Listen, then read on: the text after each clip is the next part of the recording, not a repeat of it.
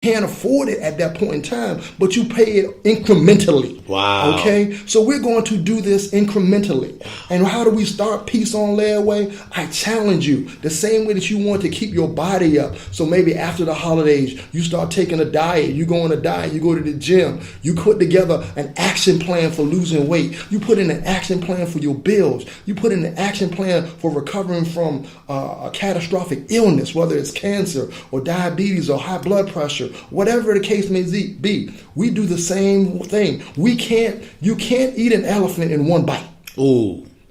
I'll say that again. You can't eat an elephant in one bite. And when you look at a brick wall, it is not a brick wall made up of one single solitary brick. Right. One brick. Right. It's multiple bricks. It's multiple bites that whittle away at the elephant.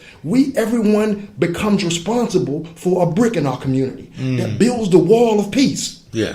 Okay, how do we do this? I'm glad you asked. Yeah. We pick a time, the same way that we do anything else. I challenge the community. We're about to approach it. Once we're done with the festivities, I challenge the community that from Martin Luther King's birthday to the anniversary of his assassination, if we love Dr. King that much, if you love the Prince of Peace on this earth in our community, in our culture, that represented the actions of Jesus Christ, and learn to love his neighbor as himself and turn the other cheek. If we love this brother this much, then we personify our actions, not just through talk, not just through one day, but for those days from his birthday to that April date in his anniversary of assassination, and we put a pause on violence. We put peace into action, and not just talk about it, but during that time, we go back. We tap into our elders and to our ancestors that are still with us and talk about how they made it through. We use the current infrastructure that's in our community. Everyone may have the issues with churches or mosques or established religions, but truth be told, brothers and sisters, these are the things that still exist in our community. Go to your challenge and go to the local HBCUs and see if we can utilize their schools for meetings or whatever else, or the local church or mosque, and talk and have the elders sit there and talk about how they manage. We'll do the same thing during this period of peace to talk about anger management. Okay, but before I go any further, what we do to lead it off, to make a commitment, I talked about accountability, is we sign a peace contract. Wow. You sign a peace contract. We do a peace pledge that we can construct, and if everyone is really enthused about it, we can put together this peace pledge, and everyone signs it, whether it's online, in person, print it off. You make yourself accountable to the people in your household and your family to sign this peace pledge. And then when we give the pledge, we do it maybe online, in a church, in a mosque, wherever it's going to be, in a synagogue, in a school, wherever they allow us to do this peace pledge, so that eye to eye, we look to our left and our right, in front of us and behind us. We know who's taking that peace pledge. It's not just against gun violence. It's not just against gang violence. We're talking about domestic violence. We're talking about bullying. Wow. We're talking about the reason for that is as we continue to cannibalize each other in our community, we end up, as I mentioned, reducing our power. We want to reverse that and empower our community. And so we do those type of things during this period of peace. We educate each other on the things that constantly go on. This community does it. They have workshops on anger management, on things of that nature. But we're doing this full blown. We're challenging everyone in Central Virginia on the sound of our voices to rally around this cause. We can do everything else on social media, but we need to do this. I challenge everyone on social media that we can do all types and talk about all other things that may be contrary to issues like this. But I ask you this. Did social media exist to establish the March on Washington? Yeah. Did Dr. King and his group, the SCLC, did SNCC, did CORE, did any of them have cell phones or iPhones or Androids or laptops or tablets? Come on. Did any of them have that? No. They had single landline phones. They had snail mail. But they had what they had that we lack is the drive and the will and the desire to do this. Come on. We can do this. Yes. If we sacrifice and deny ourselves. And we challenge accountability again. We challenge those people that are around. All the Greek letter organizations. Come on. All the organizations that are currently in existence. Prince Hall Masons, Eastern Stars, the Tents, whoever you are. Use these people to galvanize and bring people around. Okay, and then I said this on layaway. Once the peace is done and we give people the tools and the mechanisms to handle peace, then those same organizations create peace academies. Peace academies can exist where you teach young people how to be peaceful. We reinforce these things. So we continue to do all of these things, and it's ongoing. We do academic games during the summertime. Okay, we have AAU. We need to have intellectual AAU. Intellectual AAU can challenge our young people and show them that they can do better. And all of these things from an intellectual standpoint will show people that there are alternative ways to violence. And they can do better for themselves and better for the community. Again, everything is pointing back to a better community. But at first, we need to take a pause on the violence. And we take the pause on the violence by putting aside our differences, our petty differences, and coming together using this infrastructure to do so, to be educated, to reach out to people. Love your neighbor as you love yourself. That's also biblical.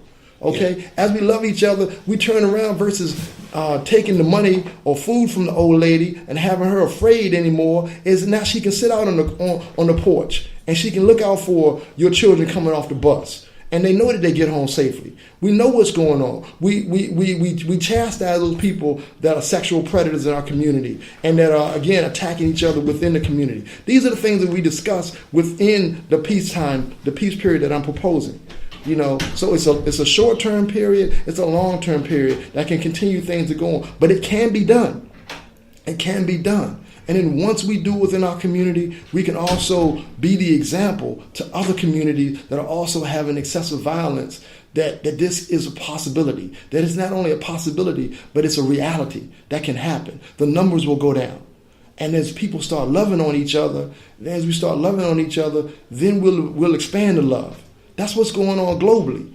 Everyone's not loving on each other. When we're not loving each other, we're going to destroy each other.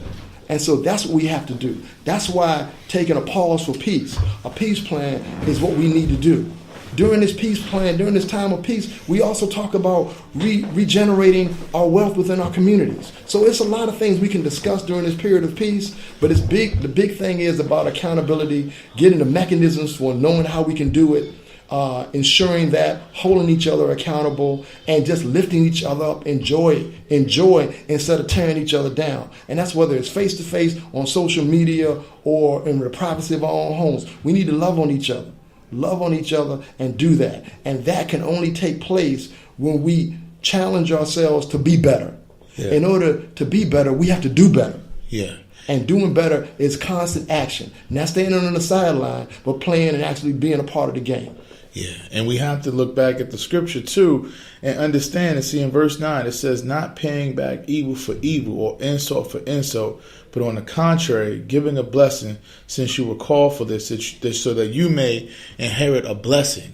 But as Glenn said, it's going to take a sacrifice. It's going to take us putting some things on pause and on hold that we want to do to ensure that the next generation is going to go on. You don't think Dr. King, Rosa Parks, Ralph Abernathy, all the people, the civil rights leaders from the past, you don't think they had things that they wanted to do? You don't think they had ambitions and desires and dreams, but they put those things aside so the whole could be successful, so we could have equality, so we could have equal rights. Amen. But I feel like we've gotten to a place today where, especially as people of color, where a lot of us think that we have arrived. We've arrived because we could wear Ralph Lauren, or we could put Michael Jordans on our feet, or we can carry Michael Kors bags, or we could live in certain neighborhoods, and we become oblivious to the fact that realistically, I mean, we've made progress on one end, but on the other end, we haven't, because we still see violence in our communities. We still see gaps between education as far as blacks and whites and people of other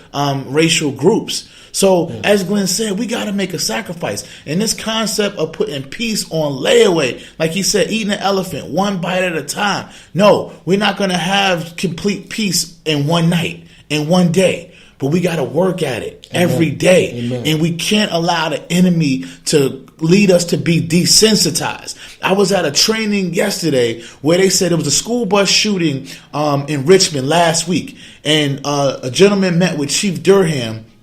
And he said that when the shooting took place, the kids were on the bus laughing and joking and cheering like nothing has happened.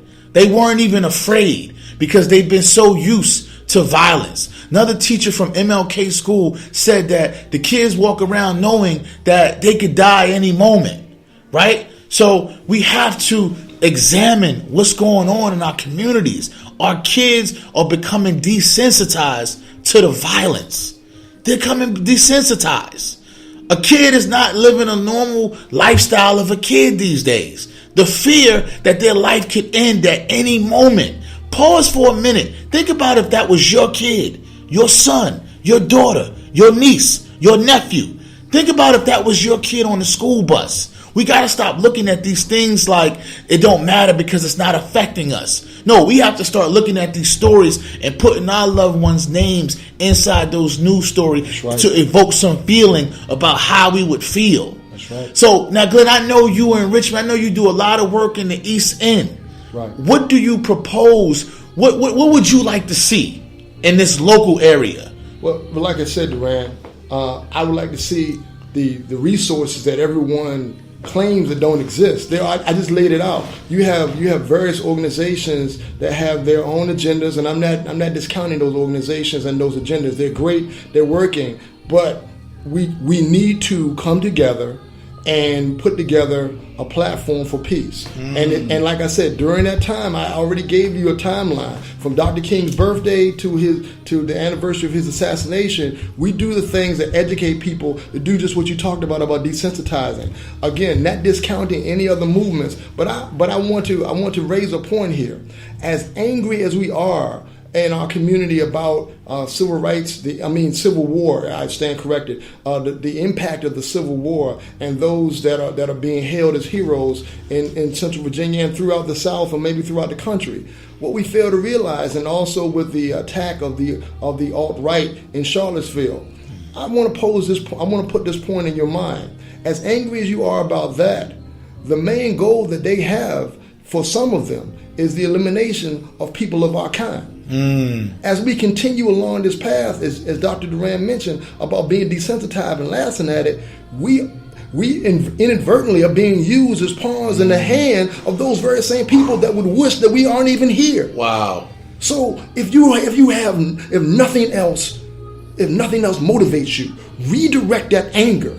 Wow. Redirect that anger to making sure that those people's agendas are not met with our own internal destruction. Wow. And that's done within this framework and challenging people to come together to do the things that I mentioned and to do other things that can take place with the peace plan. Wow. And once our children see that we can come together, yes, and that we can do this, and that we live out peaceful things, because it starts at home and it starts in our community. These things don't just occur, they're learned. Yes. These are learned activities. To be desensitized to violence, or to slap your loved one, or to do whatever else on a consistent basis, or verbally abuse them, or manipulate them, or do whatever else. All of these things are learned behaviors. And so it's during this time of peace that we must come together to do these things and to realize a better world. A better world. And it is peace on layaway. If you do the 60, 45, 90 days or what have you for the time that I'm proposing, then once we move beyond that, as I mentioned also, you have the peace academies in place that will perpetually teach people and young people how to be peaceful. So it's an ongoing process. It doesn't stop. And as Dr. Duran mentioned, you on point, is we got too comfortable. Yeah. And now the price of our comfortability is our extermination. Yeah. And that's what's happening. And check this out. The spirit has just moved. I think we're going to have Glenn back on the show next week.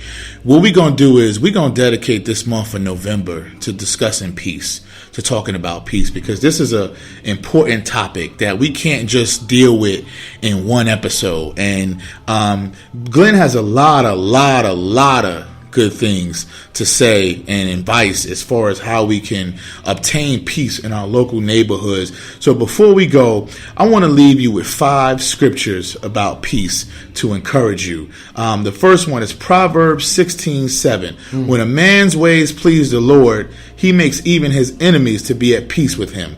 Isaiah 26:3, you will keep him in perfect peace, whose mind is stayed on you because he trusts in you. John 14:27, peace I leave you with, my peace I